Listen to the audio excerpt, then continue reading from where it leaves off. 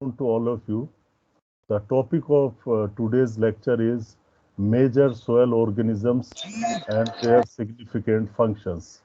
So, in organic farming, the value of organisms becomes much more important than conventional farming because here the nutrient supply is primarily through organic matter or organic sources.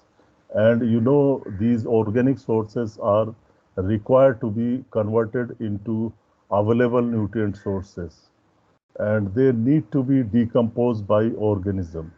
And in soils, billions of organisms reside in 1 gram of soil, or one spoonful of soil contains billion of organisms.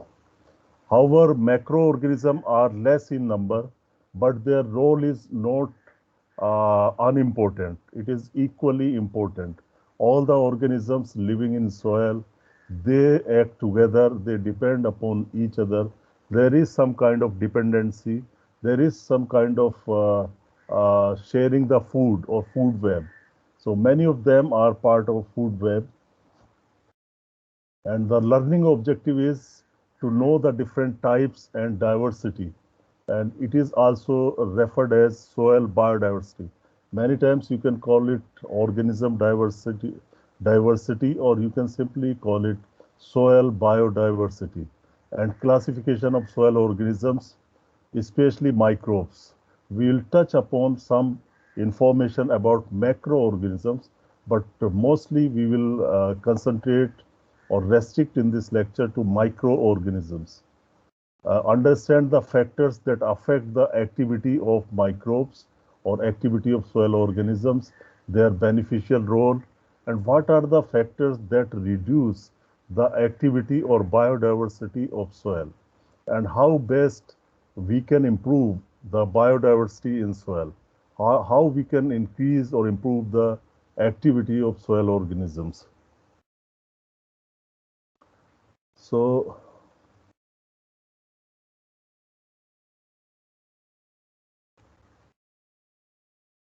I'm sorry. Now you see some terminology.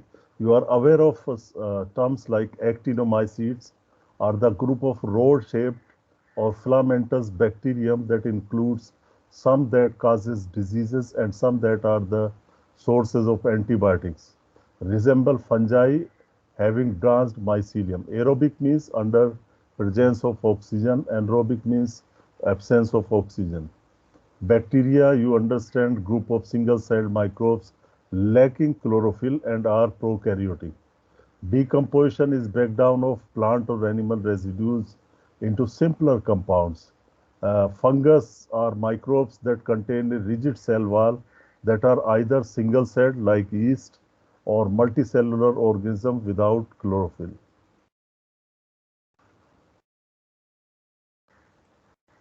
Next is humification is process by which carbon of organic substances is transformed and resynthesized to humic substances through biochemical and physiochemical processes. Mesofauna, microfauna, I will show you what is meant by them. In general, mesofauna have size, medium size. Fauna means animals, flora means plant. So animal life of medium size between 2 to zero point 0.2 millimeter in diameter is mesofauna, and it includes centipedes, nematodes, and mites. So I think you must have seen centipedes by naked eyes. However, you cannot see nematodes. Mites can be seen by naked eyes.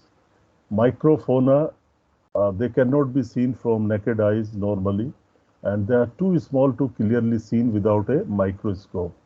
There may be protozoa and some nematodes. So nematodes, you can see some nematodes are in the mesofauna, and some are in microfauna. But they are in animal kingdom, these nematodes. So microfauna, animal life too small to be clearly seen without a microscope, protozoa, nematodes. Microflora are plants too small to be clearly seen without using a microscope. Actinomycetes, algae, bacteria, fungus are microflora.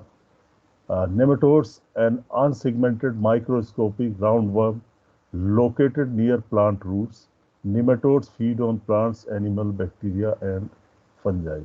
So they live in mostly these nematodes live in soil. Therefore, they live near to the plant roots. But there are nematodes which can be found in stem also, stem of the plants. Viruses, a large group, submicroscopic, infected, infective agents, etc. So you can go through these definitions or terminology. Now we come to soil organism. So let us see what is there in the soil ecosystem, what soil is doing.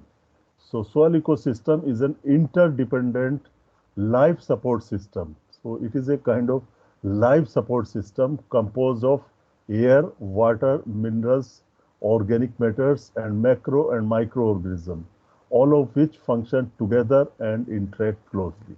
So this is how biology is happening in the soil. Biology of plant roots, or you can say plant, your and microbes. They all are interacting with water, air, minerals, organic matter, etc. So it is very complicated and complex system, the soil system. And functions of a healthy soil system or ecosystem are decompose organic matter towards humus. Finally, humus is made, retain nitrogen and other nutrients, glue soil particles. This is also self-service. Self-service glue soil particles together for base structure. So actually soil is giving space and place. It is host to the organism. So it is giving them oxygen, giving them water, giving them organic matter. Now they are also required to do something. They are also required, they need to reciprocate something. So these organisms also help soil to get better physical properties, better chemical properties. So glue soil particles together for base structure. So this is mostly from microbes. They decompose organic matter, make humus, and they also secrete some compounds or some material, like your certain worms. Certain worms have some kind of juicy or kind of mucilage or kind of some slime layer which binds soil particles together. So glue soil particles together for base structure, protect roots from diseases and parasites. So this is also a function of the soil, that it can protect root from diseases and parasites, make retained nutrients available to the plants. Whatever nutrients are there in the soil, they are made available to the plant by help of soil. Soil is there. So produce hormones that help plants grow. So now you would surprise how soil is producing hormones. So actually these hormones are produced by microbes which are living in the soil and retain water. So these are very common functions of the healthy soil ecosystem. Now, soil organisms are part of the food web. As I told you, in soil, one well-defined food web is there, where one organism is dependent upon other for survival.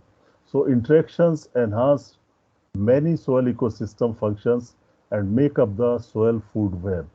Energy for food web generated by primary producers.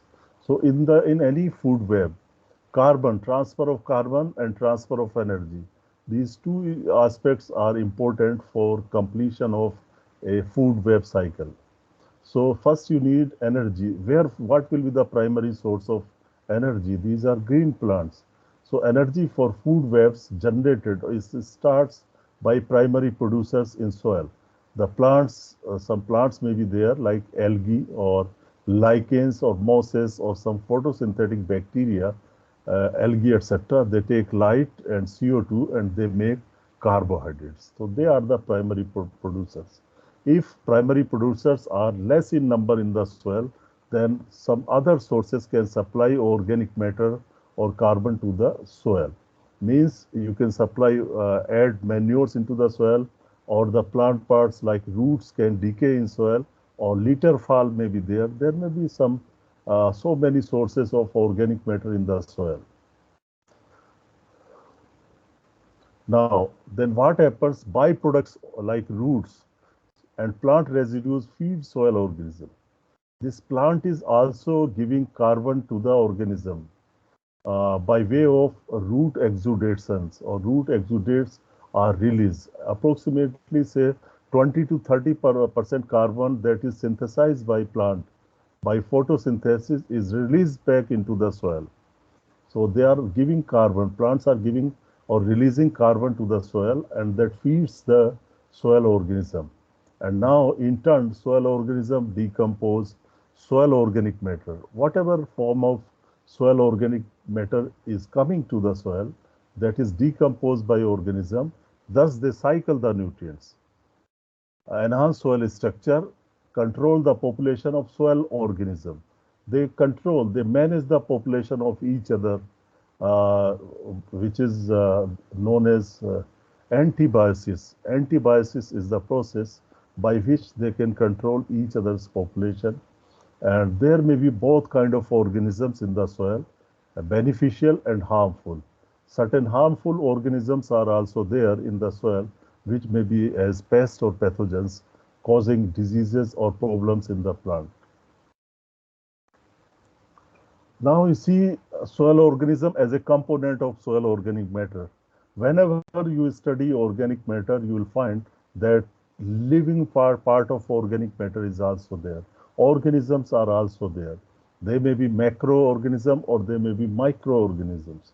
So living part of soil organic matter are variety of microorganism like your bacteria, viruses, fungi, protozoa, and algae.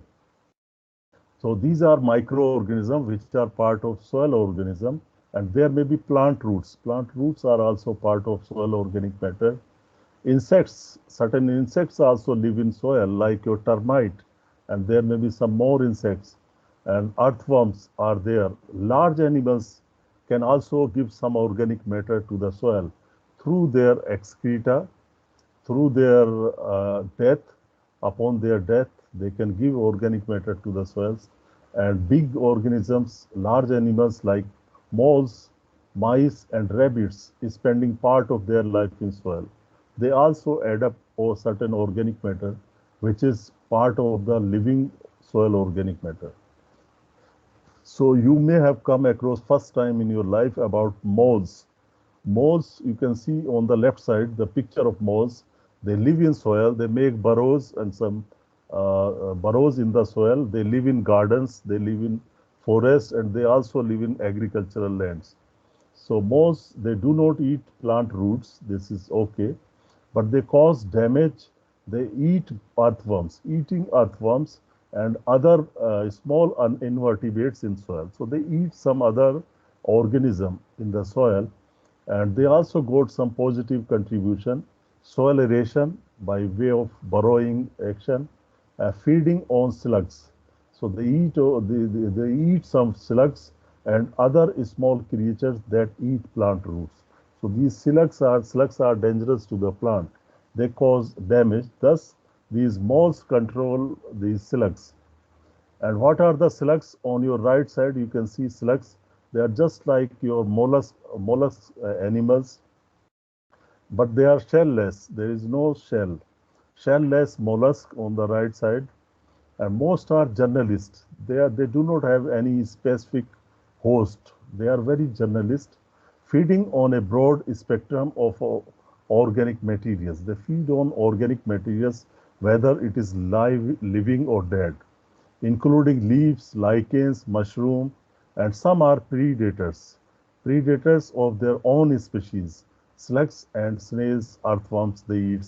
So this is just for example. I have shown you some macroorganism, but there may be many more organisms which live in the soil.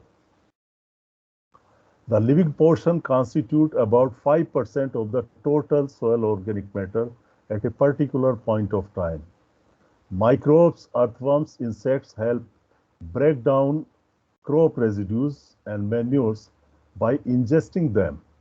They take them into their body and mixing them with the minerals in the soil, and in the process recycling energy and plant nutrients. Now you see very interesting fact how they improve the soil structure. So sticky substances, something like slime, slime, slime, sticky substances on skin of earthworms and those produced by fungi and bacteria. They also produce some sticking substances like fungi and bacteria, and these materials help to bind the soil particles. Thus, soil aggregation is improved. And also earthworms, they also improve soil aggregation.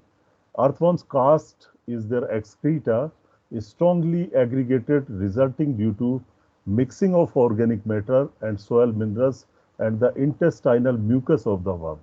So all these makes a perfect blend of sticking material that binds the particles together. So earthworm help in the soil aggregation. The organisms are responsible for keeping air and water providing nutrients. They help in keeping the air and water in the soil, providing nutrients and breaking the pollutants. This is very important role. If any toxic material comes to the soil, they help in the detoxification of that material and maintaining the soil structure. So they are really very, very important in soil health. Now, the composition of soil organism. Let us see what are the different kind of organisms in the soil. So it depends on the food source, which in turn is season dependent. There may be 1,000 different kind of species, but which 100 species will live in a particular environment, in a particular soil, will be decided by many factors like the food source. For example, certain organisms like to eat cellulose or hemicellulose. If you have sufficient cellulose and hemicellulose, then fungi will be there. The more fungi population will be there. If you have carbohydrate, simple carbohydrate, starch or sugar, etc. in the food, then you will find more of bacteria. So the food source will define the variety of organism, which species or variety of organism will act or will be there in the soil decided by the food source. Number 2 point is neither uniformly distributed through the soil nor uniformly present all year. These organisms sometimes they die and they survive by way of certain sports or by some other structures, and they come up again when they get the favorable conditions. So they are not uniformly distributed through the soil. You may find more activity, more number, more species in the upper layers of the soil. As you go deep into the soil, their diversity, their number both decrease. And round the year, under certain period of time, their activity will be more and their species constitution or composition will be different than the other stage or other time. For example, in field conditions, under field conditions, you will not find the uniform composition. Composition means the number and kinds of species here. How many kinds of different species are there in the soil? So this diversity will vary with the time and with the stage of the crop or season also. They will define the composition. Each species and group exists where it can find appropriate food supply, space, nutrient, and moisture. So these are the very general factors that will decide the composition. And individual preference of individual species may be different. Some may like to be in water, some may not like to be in water, some may like to be at low temperature, some may like to be at high temperature. So these kind of conditions may be different for different organisms. Occur wherever organic matter occurs concentrated around roots. These organisms are normally concentrated around root or around the organic matter, maybe litter or humus on the surface of soil aggregates and in spaces between aggregates. So their distribution within the soil varies. Their concentration is more near the root, and as you go far from the root, their number or their composition changes. And why they live near to the root? Because they get some organic material, they get some food, and that is why they also multiply fast when they are living in the rhizosphere. So most prevalent in forested areas and cropping systems means under cultivation conditions where you are having some green or some plants on the soil that leave a lot of biomass on the surface. You will find more population there. Particularly in forest areas, see a lot of leaf fall is there, and the organic matter content of forest soil is much higher than our agro ecosystems. So you will find more microbes and more organism in the soil, and also you will see higher biodiversity, above ground biodiversity in the forest areas. Now, activity of soil organism, how it varies. Follow seasonal as well as daily pattern. The activity may vary with the season, and also within 24 hours, the pattern may be different. For example, if you see this earthworm is quite sensitive to temperatures. It needs ideal temperature. You may get more than maybe 10 or 20 species of earthworms, but many of them will require a specific range of temperature. If temperature increases beyond the optimum level, their activity will be reduced. So there may be some daily patterns in the changes in the activity. Not all organisms are active at the same time. Most are barely active or even dormant. So it depends upon the kind of organism you have. It is very simple. This butterfly, for example. Butterflies normally they are active during daytime, and the moth are active in the night time. So similarly, there may be some variability in the functioning of the organism in the day or night. Availability of food, important factor influencing level of activity. You need food. If sufficient food is there, then you will get more activity. If your soils do not have organic matter, food means organic matter, and then the activity will be less. And also the activity is also influenced by land management, land use. What kind of use you are having? Is it barren? Are you growing crops? And in crops, what kind of crops you are growing? That will affect the composition and activity. So for example, practices increasing the activity. Which practice will increase the activity of microbes? For example, no tillage. In no tillage, activity will be more compared to tillage. Minimal tillage or no tillage. Maintenance of plant residues. Sufficient residues are there, activity will be more. Crop rotations. If you follow crop rotations, activity will be more. And in organic farming, you get more activity than conventional farming. See, this picture is by Balota, 1996. You can see one is dotted line, which is red color, and other is green line. So you see, first you see the x-axis. On x-axis, you have different time. Harvest time, starting from harvest time of a crop. Then you are doing sowing of another crop. So at sowing, after harvest, at sowing, you get maximum activity of microbes in conventional tillage. And then it reduces very fast. It goes down at flowering, and then again goes down at harvest.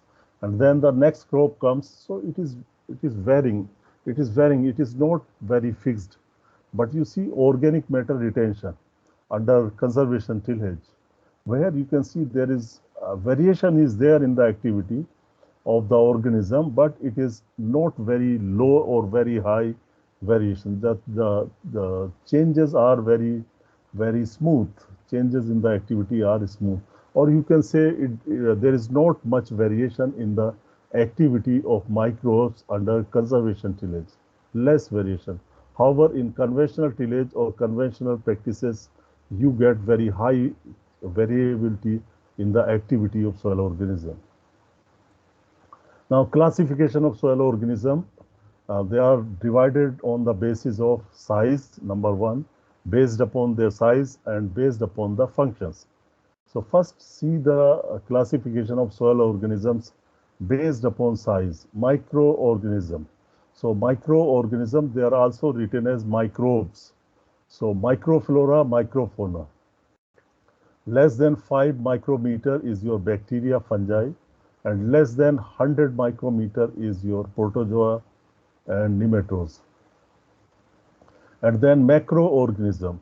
Macroorganisms can be divided further into two.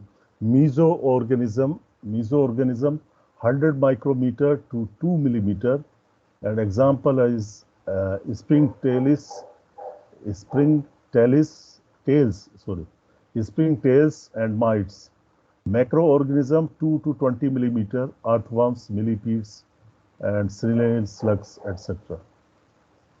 And then plants are also considered as living thing or part of soil ecosystem. Algae, for example, 10 micrometer, and plant roots more than 10 micrometer. So these are very general classification of soil organism based upon their size. So you can remember many times some quiz exam comes, what is the size of the mesoorganism or macroorganism or microorganism. Now see another classification based upon the essential functions performed by soil organism. Number one, maintenance of soil structure.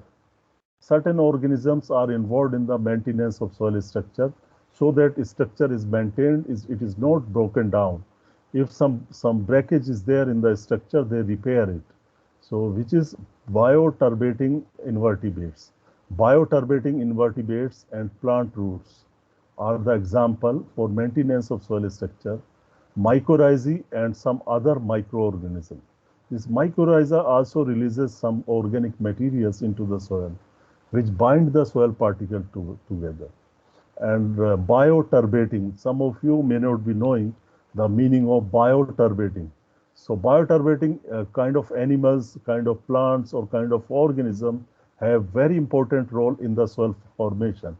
You know, in the soil formation, you get rocks. Rocks are there, and they are broken down into small processes by some physical factors, chemical factors, and biological factors. In biological factor, you have bioturbators. The process is bioturbation.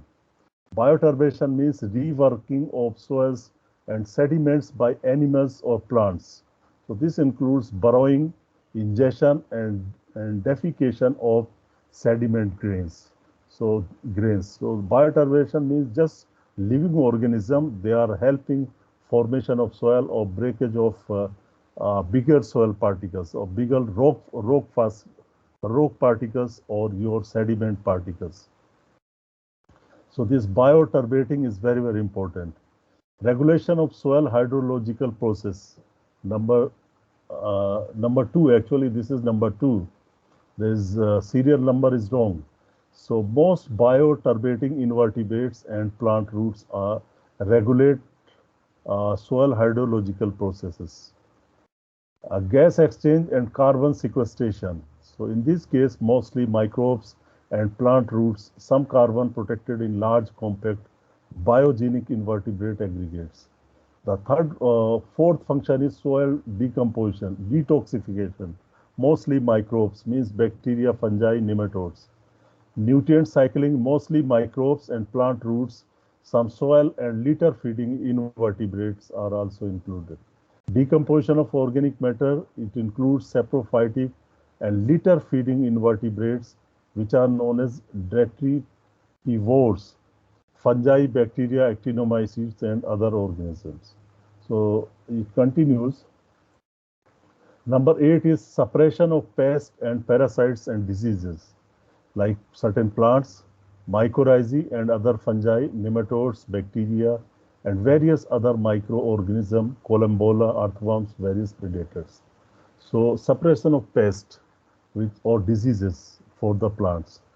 Source of food and medicines, like plant roots, various insects. Symbiotic and asymbiotic relationship with plants, rhizobia, mycorrhiza, and actinomycetes. Plant growth control, there may be positive and negative, means improvement in the growth and reduction in the growth. So direct effects will be plant roots, rhizobia, mycorrhizae, actinomycetes, and so on. Indirect effect, more soil biota on the plant growth control. So plant growth can be controlled by direct effect or indirect effect. Now see the very complexity. This is different levels of soil food web.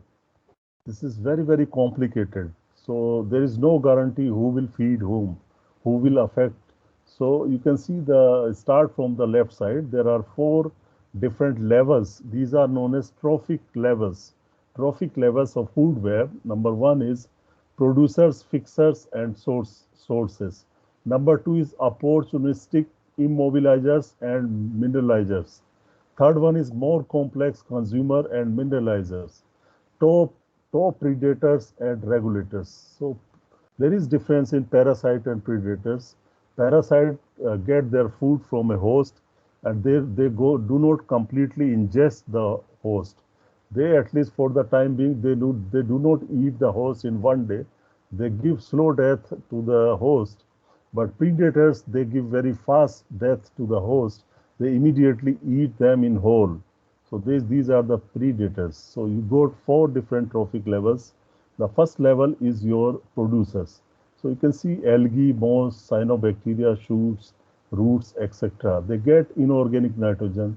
They also, and then they give rise to your organic material, resistant substance, and some ancient substrates. And they can be attacked by root-feeding nematodes, mycorrhiza, saprophytic fungi, arthropods. This is second level, trophic level. Third level is springtails, mites, fungal eating nematodes, flagellates, bacterial feeding, little bit higher order. Then comes mostly the animals, top predators, regulators, journalists like earthworms, predaceous arthropods, nematode feeding mites, predaceous nematodes. Some nematodes are predators, omnivorous nematodes, ciliates, amoeba, etc. So you can see, friends, that this nematode is common at the three last levels. At all the three trophic levels, nematodes are there. So role of nematodes is very, very important in organic matter decomposition in the soil. And for details, you can see Brady's book. I don't know if I have sent you Brady's book, but you must see book Nature and Properties of Soil for further details.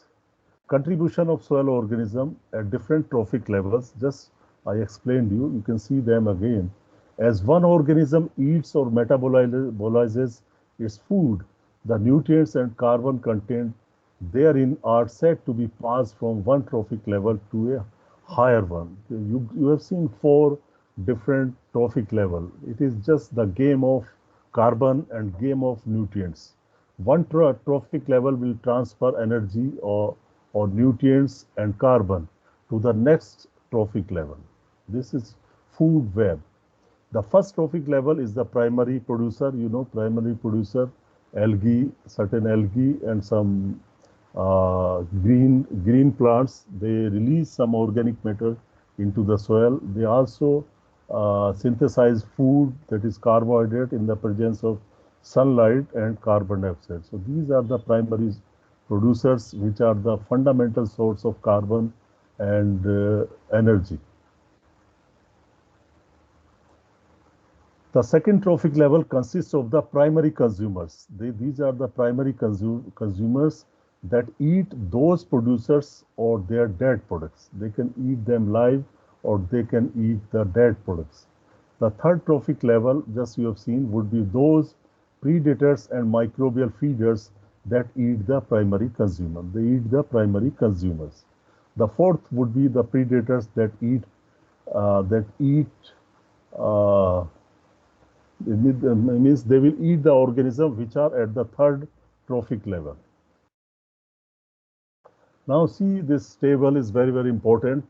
Metabolic grouping of soil organism according to their source of metabolic energy and their source of carbon.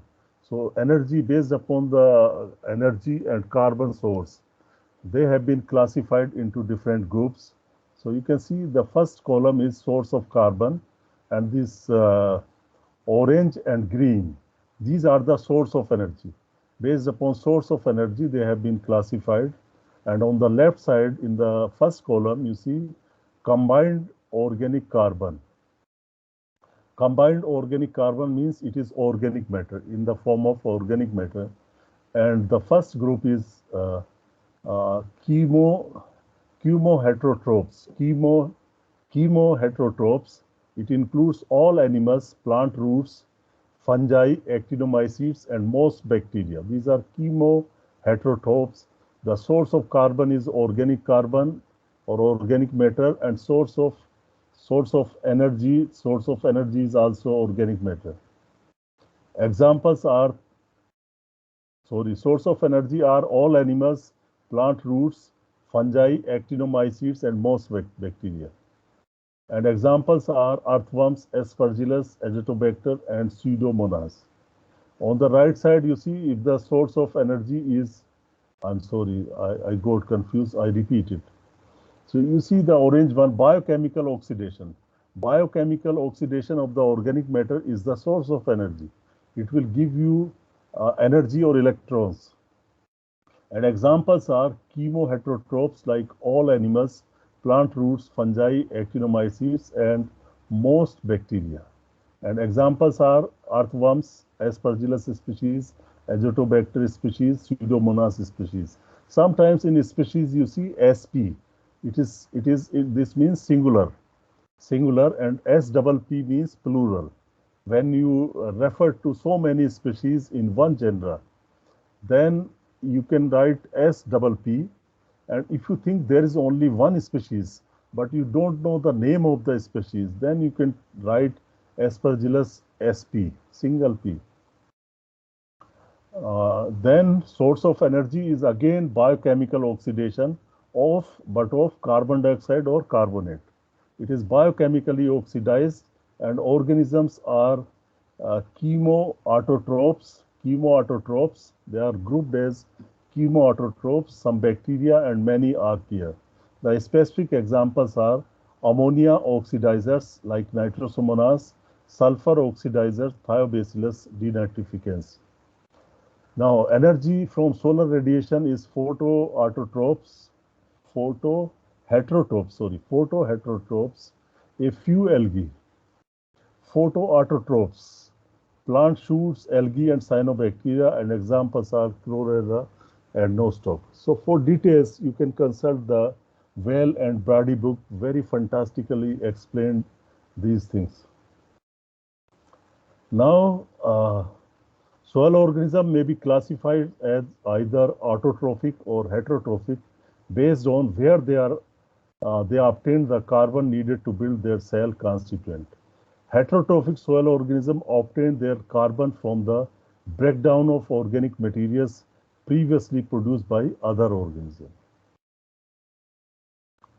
Nearly all heterotrophs also obtain their energy from the oxidation of carbon in organic compounds. So organic material is the source, but it is obtained by biochemical oxidation energy. They are responsible for organic decay and most soil food web processes. These organisms, which include all soil animals, fungi, actinomycetes, and most other bacteria, are far more numerous than the autotrophs. Means you get the primary producer are less in number, but the people or organism who are dependent upon them are much higher in number. Autotrophs obtain their carbon from CO2 rather than from carbon already fixed in organic material.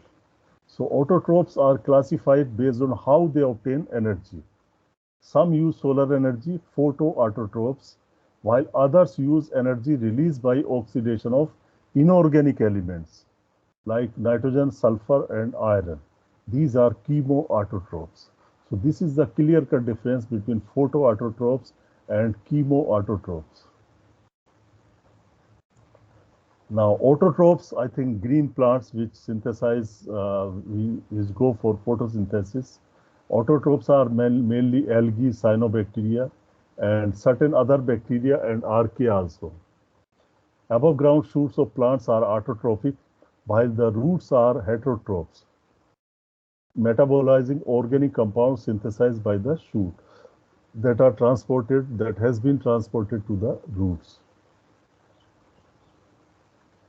Now, very interesting part of this lecture is that factors affecting the growth and activity of soil microorganism.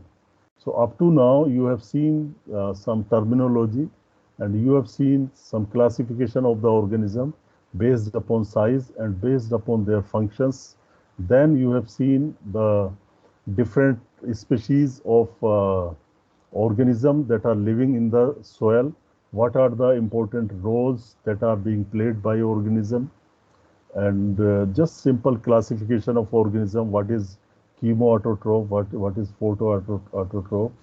And now you see the factor affecting the growth and activity of soil microorganism. Now we will restrict only to the microbes. From this point or onwards, we are not taking into consideration the other organism. Otherwise, it will be a very big lecture and you need to have so many books to complete it. So just I avoid macroorganism now at this stage, restrict to the microbes. So factors that affect are organic resources. I just introduced you before. Oxygen requirement, moisture and temperature, and exchangeable calcium and pH. These are the 4 important factors that can affect the activity of microbes.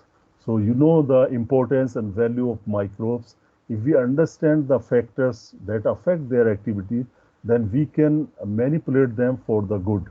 We can improve or we can overcome the hindrances or restrictions being imposed by certain conditions if we know them. So these conditions or factors are organic resources, oxygen requirement, moisture temperature, and exchangeable calcium and pH. Now, organic resources, naturally, if your organic resources are not there, food is not there, your species diversity and number will be less.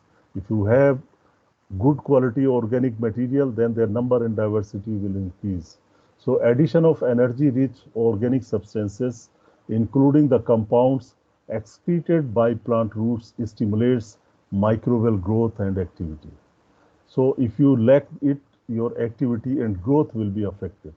Journalist bacteria tend to respond most rapidly. Journalist means they can attack anything. They do not have a specific choice. Journalist bacteria tend to respond most rapidly to addition of simple compounds such as starch and sugar. They will grow.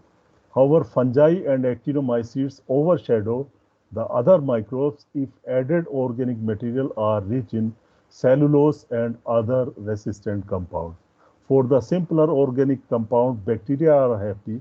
If your organic compounds are complex like hemicellulose or other resistant compounds, then fungi would prefer it.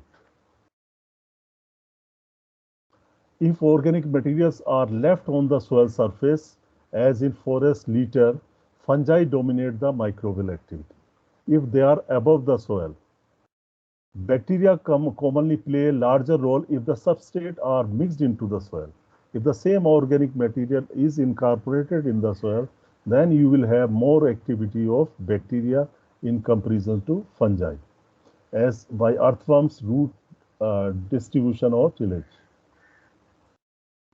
Many bacteria adapted to life in plant rhizosphere are sensitive to growth factors and signaling compounds released by the roots. So they will work or they will get signal for some activities from the plant roots. Many bacteria also communicate with organic compounds they produce to enable coordinated group action with other individuals of the same species or different species. So their activities get affected by each other, and that is somewhat complex issue that we are not going to discuss here.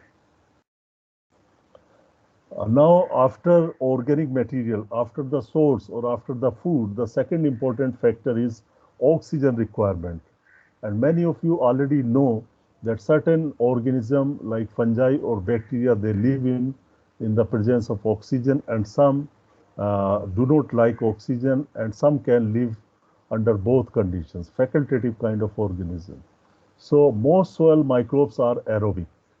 Under aerobic soil, the number and species of microbes is very high compared to anaerobic soil. So most soil microbes are aerobic and use oxygen as the electron acceptor in their metabolism, but some prokaryotes are anaerobic and use substances other than oxygen. They can use nitrate, they can use sulfate or other electron acceptors. Facultative bacteria can use either aerobic or anaerobic forms of metabolism. All three of these type of metabolism, aerobic, anaerobic, and facultative, are usually carried out simultaneously in different habitats within a soil. So within a soil also you can have different conditions. Uh, Within a soil you can have some aerobic conditions, and within soil you can also have anaerobic conditions at a time. Suppose you flood your soil with water. Water logging is there in the soil, but still the thin layer, the upper layer of the soil, that is about 1 millimeter, will be oxygenated. It will have oxygen. So at one particular point of time, even in flooded soil, you will have some aerobic organism, and vice versa. If your soils are dry, they are aerobic kind of soils, but still certain microcytes in the soil, certain very fine particles of the soil or aggregates may be anaerobic, may be anaerobic. So all three types of metabolic actions or reactions can happen simultaneously in the soil. The zone of greatest microbial activity usually occurs just a few centimeters below the soil surface, where oxygen is high. Now, the number three factor, so you have seen that oxygen is important. If you have more oxygen in soil, the microbial activity is generally high compared to anaerobic conditions. Moisture and temperature, this is the third important factors. Every individual, every organism like to live under certain conditions of water availability and temperature. So optimum moisture potential for higher plants is -10 to -70 kilopascal, as some of you might be knowing it, is also usually best for aerobic microbes. Too high a water content will limit the oxygen supply. So this water and oxygen supply have some relationship. Microbial activity is generally greatest when temperatures are 20 to 40 degrees centigrade. So this is the range when you will have greatest activity of microbes. The warmer end of this range tends to favor actinomycetes. Ordinary soil temperature extremes seldom kill bacteria and commonly only temporarily suppress their activity. So bacteria can survive certain high temperatures also. Their activity is reduced, but they do not die. However, except for certain psychrophilic, means cold-loving species, most microbes cease metabolic activity below 3 to 5 degrees centigrade. So this is generally this is the lower limit. A temperature sometimes referred to as biological zero. This 3 to 5 degrees centigrade temperature is referred as biological zero. Bacterial and archaeal activities have been documented at sub-zero temperature in and under polar ice. Of course, certain psychrophilic bacteria can survive below zero also, below 0 degrees centigrade temperature. Now, the fourth important factor is exchangeable calcium and pH. So this calcium and pH also determines the variety and number of organisms. Levels of exchangeable calcium pH help determine which specific organism thrive in a particular soil. Although some prokaryote species will thrive in any chemical condition found in soil, means these prokaryote are pH neutral. High calcium and near neutral pH generally result in largest, most diverse, means your high calcium neutral to alkaline soils will prefer bacterial population and fungi will prefer acidic pH. In low pH, fungi becomes dominant. Now, we have seen four factors: organic matter or kind of food. Number two was your oxygen supply or your other was moisture, temperature, and one was your calcium or pH of the soil. So these are four important factors. You have seen these factors.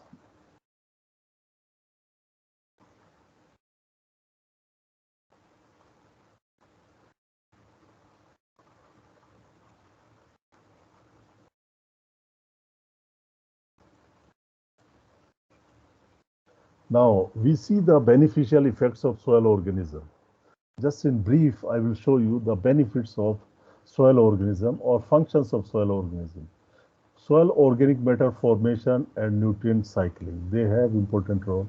Breakdown of toxic compounds, certain toxic compounds enter into the soil, they break it down and make it harmless.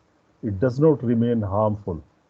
Inorganic transformations also happen in the soil by microbes. Nitrogen fixation is also important role, and they are involved in the plant protection. They protect the plant while living in the soil or above the ground. So first you see the soil organic matter formation. This is important role and nutrient cycling. So it happens by decomposition of the organic matter. So decomposition of dead plant tissues. Soil organism assimilate waste from animals and other organic materials added to the soil. Means they take up, they multiply in number and they eat it. They eat the organic matter practically to make their organic matter in the body. So they assimilate it. As a byproduct of their metabolism, microbes synthesize new compounds, some of which help to stabilize soil structure. When microbes die, their cell walls often bind to mineral particles, forming an important part of soil humus. So they play a very important role in soil organic matter formation. Why microbes decompose organic matter? Why do they decompose? Why do they do it? Because supplying energy for growth, they want energy. Supplying carbon for new cell synthesis, they are multiplying in numbers. The cells of most microbes commonly contain, on an average, 50% carbon. So where from this carbon will come? This will come from dead organic matter. So this is derived mainly from the substances. Importance, decomposition is important in releasing the nutrient tied up in the dead organic matter and returned back to the soil. This is known as cycling of nutrients. Now you see how this decomposition happen in the soil. Very simple diagram, and you can start from the plant. You can consider it as a tree or plant. A tree grows in the soil. It is there in the soil and it will shed its leaves, or some roots will remain in the soil. Some roots can decay, some roots can also be source of organic matter, and some are eaten by insects. Some of the organic matter is directly eaten by some insects or other invertebrates, and nutrients and energy enter food web. Because these insects will also die. They have taken organic matter from the plant, leaf or any material. Ultimately, they will die in the soil. Ultimately, they will add this back to the soil. So nutrients and energy enter the food web. And then again, they are eaten, something is still left in the organic matter that can be attacked by other organisms. So nutrients will be released, and some nutrients can uh, leach down into the soil, and then some are stored in the soil, and this cycle goes on. Because the plant will take up these nutrients released from the organic matter and again synthesize proteins and some other organic molecules. So this is very simple cycle. You try to understand it. This is decomposition representation of a decomposition cycle in a terrestrial ecosystem. So what is happening actually in decomposition? What these microbes are doing? So there are three processes happening together: assimilation, mineralization, and immobilization. So assimilation means conversion of substrate materials into protoplasmic material, that is organic matter carbon to microbial carbon. So here they decompose the organic matter, and whatever carbon is released, some of them some of that enters into their body. So their bodies are made up of that particular carbon, and they synthesize protein from this carbon. So that is actually assimilation of protein, or protein to microbial protein. Initially it was protein, and which was broken down, and part of this carbon and nitrogen was taken by the microbes, and they made it back into the microbial protein.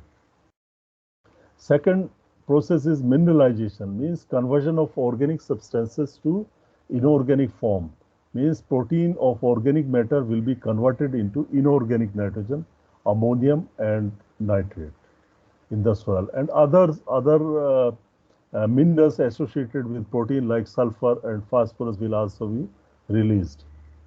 Next is immobilization, conversion of inorganic form into organic form. So for example, inorganic nitrogen from soil converted to microbial protein. So that can also happen. This is immobilization of nitrogen. So these things happen together, assimilation, mineralization and immobilization during the process of decomposition. The bacteria, archaeans and fungi assimilate some of the nitrogen, phosphorus and sulfur in the organic materials they digest. Excess amount of these nutrients may be excreted into the soil solution in inorganic form, either by protozoa that feed on them. In this manner, the soil food web converts organically bound form of NP and sulfur into mineral forms that are taken up once again by the higher plant.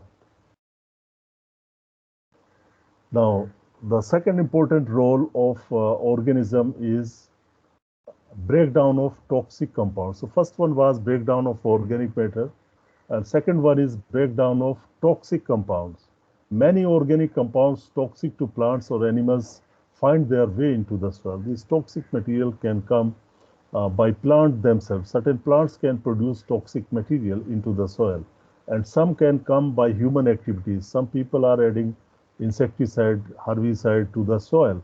So these are the two important routes: by plant themselves and by human beings. These toxic materials are added into the soil.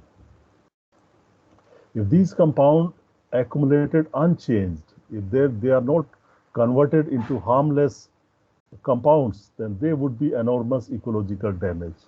They can directly affect the microbe, they can kill certain microbes, and they can break the cycles, and they can also affect your plants directly. So fortunately, most biologically produced toxins do not remain long in the soil. Biological produced toxins means toxins produced by higher plants or by microbes. So they do not stay for long. They automatically decompose in the soil ecosystem by organisms that not only are unharmed by these compounds but can use them as a food. So under natural conditions, these poisons or toxic material have no effect. It is mostly when man applies these toxic material into the soil. So some toxins are xenobiotic, means they are strangers to life. Microbes do not produce them. They are synthesized chemicals, compounds foreign to biological system, and these may resist attack by commonly occurring microbial enzymes, because these enzymes or these microbes are not suiting to those chemicals. So it takes time, it is difficult. Now microbes need to adjust to those conditions and release some new kind of enzymes. So soil prokaryotes and fungi are especially important in helping maintain a non-toxic soil environment by breaking down toxic compounds. So in breaking of toxic compound, the major role is played by soil prokaryote and fungi. Herbicides are examples of xenobiotic compounds. Xenobiotic means not known to the living organism. They are not produced by living organism. That can be have undesirable residual effect on future crops if they do not break down rapidly in the soil. So you do not want residues of the pesticides or residues just 10 minutes more, 10-15 minutes more. Microbial breakdown of xenobiotics is usually fastest in the surface layers of soil, means this is within the soil layer comparison, but it is not very fast within the soil comparison. It is fastest in the surface soil layer because of high microbial number and presence of organic matter and oxygen. Means food is there for the microbial activity, increased microbial activity. Oxygen is there, and also concentration of toxic material is generally higher in the upper layer. So here the activity of microbes is fast, or decomposition is fast. Now third one is inorganic transformation. So here means your inorganic materials are transferred to inorganic material. So nitrates, sulfates, and to a lesser degree phosphate ions means these oxidized ions are present in soil primarily due to inorganic transformation, such as oxidation of sulfide to sulfate or ammonium to nitrate stimulated by microbes. It can happen other way around also. Likewise, the availability of other essential elements such as iron and manganese are determined largely by microbial action. In a well-drained soil, these elements are oxidized by autotrophic organisms to their higher valency states, in which form they are quite insoluble. This keeps iron and manganese mostly in low solubility and non-toxic form, even under fairly acidic conditions. If such oxidation did not occur, plant growth would be jeopardized because of toxic quantities of these elements in solution. Microbial oxidation also controls the potential for toxicity in soil contaminated with selenium or chromium. Now, nitrogen fixation, I think I need not to tell this role to you. You know it very well that these microbes, Rhizobium, Azotobacter, there are a number of organisms, bacteria and some fungi, some algae that fixes atmospheric nitrogen, and this is the rather very important role in soil fertility and crop nutrition. Now, causes for reduced microbial activity. Just in brief, very brief, why microbial activities slows down, why it gets reduced under particular soil conditions. Number one, soil erosion. It can reduce the microbial activity because upper soil layer is rich in organic matter and it is also rich in microbes. So if it is removed, if it is washed away by water or by wind, then your activity of soil microbe will be less, it will be reduced. Reduced level of soil organic matter. If you are not adding organic matter every time, if you are not following crop rotations, then your organic matter levels in the soil will reduce. And particularly when we have good moisture condition in soil and high temperature, you will get higher oxidation of organic matter, and slowly the organic matter levels in soil will come down. Improper crop rotations reduces your organic matter in soil. Indiscriminate use of pesticides in soil will kill variety of microbes. So it is not good for microbial activity. If you, instead of applying some insecticide through soil, you can apply them plant. Some application of insecticide can be done through foliar spray onto the plant. So the soil application of insecticide should be avoided, especially or also for herbicide. If we have option of a foliar apply herbicide, do not use it in the soil. Excessive fertilizer use will make your microbes lazy. Irrigation with polluted water, these heavy metals are harmful to the microbes. Waterlogging will reduce the oxygen supply, and many of the aerobic bacteria or fungi will reduce their activity, and adverse soil pH will affect the microbial activity. You have seen calcium, role of oxygen, role of organic matter in microbial activity. So these are the, if somebody asks you what are the causes for reduction of microbial activities in the soil, so you can suggest them that these are the causes for reduction in microbial activity in soil. Now, in brief, just you see what are the major threats to the soil biodiversity. That is population of microbes. Variety means different species and their population in the soil. Soil biodiversity with respect to microbial diversity. So you can see deforestation can lead to reduced soil biodiversity. So what are the effects? What are the reasons for deforestation? There are certain reasons for deforestation. drivers like land use change, loss of soil organic matter, nutrients change in soil. So you can go through it, but the major reason may be deforestation for loss of biodiversity. Other may be agricultural intensification. Other may be nutrient imbalances. Nutrient imbalances means if you have nutrient imbalances, the plant growth will be affected. So will be the root growth and release of nutrients, particularly carbonaceous material from plant root will decline, and hence the activity of microbes will decline. And also these microbes also require nutrients. They also require similar kind of nutrients as your plant. For example, fungi do not need, I think, calcium. Calcium is non-essential for fungi. You can check from some books what are the essential nutrients required for fungi. So calcium may not be there for fungi. So likewise, if you need balanced nutrition for microbes also.